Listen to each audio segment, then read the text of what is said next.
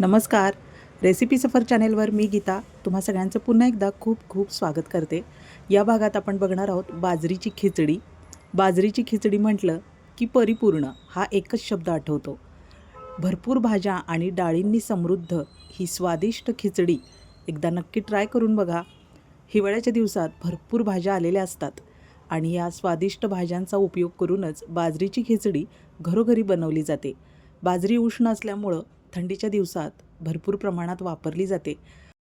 थंडी संपेपर्यंत बाजरीचे वेगवेगळे पदार्थ घरोघरी बनवले जातात. थोडीशी मिरची पावडर वरून भुरभुरली की अतिशय मजेदार आणि खमंग पोटभरीची होते बाजरीची खिचडी. एक वाटी मी बाजरी रात्री भिजवायला ठेवली आहे. रात्रभर ही बाजरी आपल्याला भिजवून ठेवायची आहे. तुम्हाला ज्या प्रमाणात बनवायची असेल त्या प्रमाणात बाजरी घ्या. आता ही स्वच्छ धुवायची आणि त्यानंतर आपल्याला भिजत ठेवायची आहे. भरपूर पाणी घालायचं, फुगून दुप्पट होते, त्यामुळं त्यामध्ये भरपूर पाणी घालून झाकून ठेवूया रात्रभरासाठी. आता दुसऱ्या दिवशी सकाळी बघतोय आपण. आता हे पाणी ओतून टाकायचं आणि पुन्हा 2 पाण्यानी स्वच्छ बाजरी मी धुवून घेतली. बघा, स्वच्छ पाणी घातलं आहे आणि धुवून घ्यायची. आता हे सुद्धा पाणी आपल्याला काढून टाकायचं आहे आणि कॉटनच्या कापडावर असं हलक्या उन्हात पसरून ठेवायची. यातलं सगळं पाणी निघून गेलं पाहिजे आणि बाजरीचे दाणे पूर्ण कोरडे झाले पाहिजेत. बघा, खूप कडकडीत ऊन नाही आहे हे. आता कापडावरून काढून मी टिश्यू पेपरवर टाकली आहे अर्ध्या तासासाठी, म्हणजे यातलं पाणी पूर्ण निघून जाईल. ठेचा बनवून घेऊया. हिरव्या मिरच्या आणि आलं लसूण, थोडंसं मीठ टाकायचं आणि ठेचा बनवून घ्यायचा. त्यामुळे छान ठेचा अगदी चविष्ट आणि मऊसर तयार होतो. ताक बनवण्यासाठी जे आपण भांडं वापरतो ते भांडं घ्यायचं आहे मिक्सरचं आणि त्या भांड्यात आपल्याला चालूबंद करून याचा भुसा काढून घ्यायचा आहे. 2-3 वेळा मिक्सर फिरवला की याचा भुसा किंवा तुसं आपण जे काही म्हणतो ते वेगळं होतं. कारण ही बाजरी पूर्णपणे खळखळीत वाळलेली नाही आहे, थोडीशी ओलसर आहे. असा मीडियम साईजचाच बाजरीचा रवा आपल्याला काढून घ्यायचा आहे. आता तो आपल्याला चाळूनसुद्धा घ्यायचा आहे. त्यामुळं भुसा मोकळा होईल आणि स्वच्छ दाणे मिळतील आपल्याला. खूप जास्त बारीक करायचं नाही, नाहीतर त्याचं पीठ तयार होतं. त्यामुळं जपूनच आपल्याला मिक्सर चालवायचं आहे आणि अशा पद्धतीनं गाळणीतून आपल्याला हे गाळून घ्यायचं आहे. खूप मोठी चाळणी वापरू नका, कारण मोठ्या चाळणीतून बाजरीचे दाणेसुद्धा मग निघून जातील. बघा, अशा पद्धतीनं आपण बाजरी स्वच्छ करून घेतली आहे. बघू शकताय तुम्ही, अगदी व्यवस्थित जपून आपल्याला हे असं चाळून घ्यायचं आहे. ओलसर असल्यामुळं याचा भुसा लगेचच वेगळा होतो. बघा, आता हे आपल्याला फेकूनच द्यायचं आहे. याचा कशातही वापर करू नका आणि असंच बाजरीच्या दाण्यांमध्ये फायबर मिळेल म्हणूनही ठेवू नका. अजिबात चांगलं लागत नाही खिचडी. मीडियम साईजमध्ये तयार आहे. आता आपण हे स्टोअरसुद्धा करून ठेवू शकतो. एवढी बाजरी आपल्याला लागणार नाही आहे. जेवढी लागणार तेवढीच आपण घ्यायची. बघा, मीडियम साईजमध्ये रवा तयार आहे आणि हे एवढं सगळं साहित्य, भाज्या लागणार आहेत, डाळी लागणार आहेत.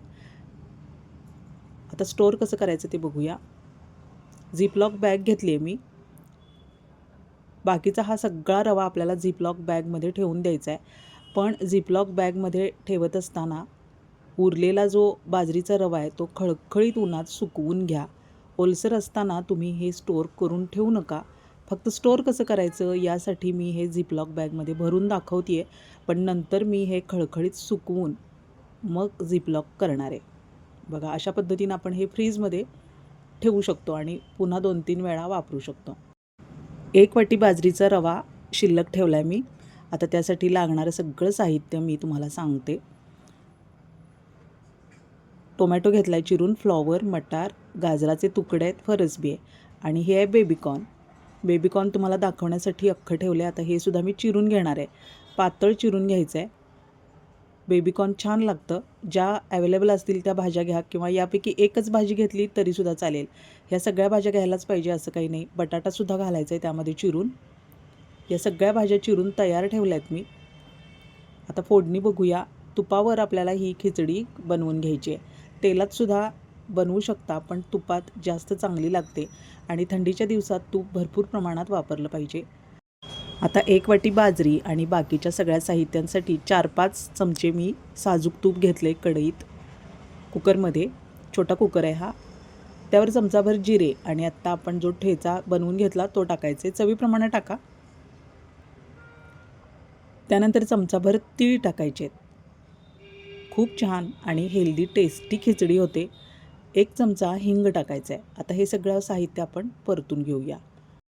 फोडणीचा खूप सुंदर घमघमाट सुटला आहे. हे सगळं साहित्य टाका. खूप छान होते बाजरीची खिचडी. आता पहिल्यांदा टोमॅटो टाकूया चिरलेला आणि सगळ्या भाज्या एकापाठोपाठ एक टाकून घ्यायच्यात आपल्याला या फोडणीमध्ये. सगळे एकदमच आपल्याला परतून घ्यायचं आहे आणि मग शिट्ट्या देऊन घेणार आहोत आपण. बाजरीचा रवासुद्धा आपला तयारच आहे. या सगळ्या भाज्या 1-2 मिनिट या फोडणीमध्ये परतून घ्यायच्या. अवश्य टाका या सगळ्या भाज्या शक्यतो. पण मटार आणि गाजर टाकलं आणि मग बाजरीची खिचडी बनवली तरीसुद्धा खूप सुंदर छान टेस्ट येते. 2च भाज्यांवर सुद्धा मस्त होते खिचडी. आता हा रवासुद्धा त्यामध्येच टाकून घेऊया. तुम्हाला जर अख्खे दाणे आवडत असतील बाजरीचे तर ते आधी तुम्ही 2 ते 3 शिट्ट्यांवर वेगळे शिजवून घ्या आणि शिजवलेली बाजरी मग भाज्यांमध्ये मिक्स करा. अशीसुद्धा छान लागणार आहे. आता शेंगदाण्याची डाळ आणि भोपळ्याच्या बियासुद्धा टाकलेल्या आहेत मी, मस्त लागतात. आता भिजवलेल्या डाळी टाकायचे आहेत. तूर डाळ, मूग डाळ आणि मसूर डाळ. यापैकी फक्त मूग डाळ किंवा मसूर डाळ टाकली तरी चालणार आहे. तिन्ही मिक्स डाळी आपण फक्त धुवून घेतल्यात, ह्या भिजत वगैरे ठेवल्या नव्हत्या. सगळं व्यवस्थित एकत्र परतवून घेऊया.